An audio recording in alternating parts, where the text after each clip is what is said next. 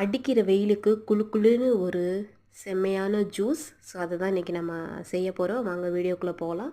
அதுக்கு நான் எடுத்துருக்கிறது ஒரு வெள்ளரி பழம். கடையில் போட்டு விற்றுக்கிட்டு இருந்தாங்க, வாங்கிட்டு வந்துட்டேன். நான் பழம் வாங்கும்போது நல்லா வெடிச்சிருந்துச்சு. ஸோ அவங்க அழகாக அதை வந்து கட்டி வச்சுருந்தாங்க, வாங்கிட்டு வந்துட்டேன்.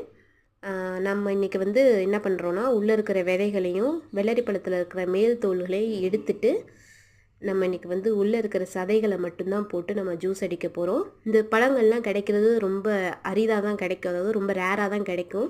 ஸோ கிடைக்கிறப்போ எல்லோரும் வாங்கி கண்டிப்பாக ட்ரை பண்ணி பாருங்கள். வீட்டில் இருக்கிற குழந்தைங்க, பெரியவங்க எல்லாருக்குமே இந்த சம்மருக்கு வந்து ரொம்ப நல்லது இந்த பழம்.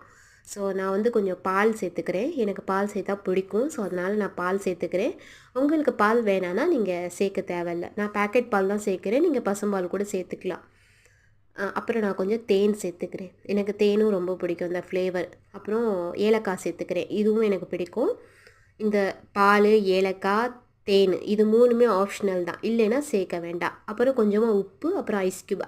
உப்பு வந்து கண்டிப்பாக சேர்க்கணும். எந்த ஒரு இனிப்பு பொருள் செஞ்சாலுமே அதில் லைட்டாக உப்பு சேர்க்கணும், அப்போ தான் திகட்டாது. ஸோ இதை வந்து நம்ம ஜூஸை அடித்து எடுத்துக்கலாம். பாருங்கள் எவ்வளோ ஸ்மூத்தாக சூப்பராக அரைபடுதுன்னு. மறக்காமல் என்னோடய சேனலை வந்து சப்ஸ்கிரைப் பண்ணுங்கள், பெல் ஐக்கானை கிளிக் பண்ணுங்கள். அப்போ தான் நான் போடுற அடுத்தடுத்த வீடியோ உங்களுக்கு வரும்.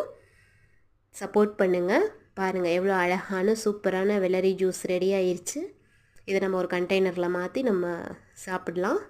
ஸோ இந்த வெயிலுக்கு எல்லோரும் தண்ணி சத்து உள்ள பழங்கள் நிறையா சேர்த்துக்கோங்க.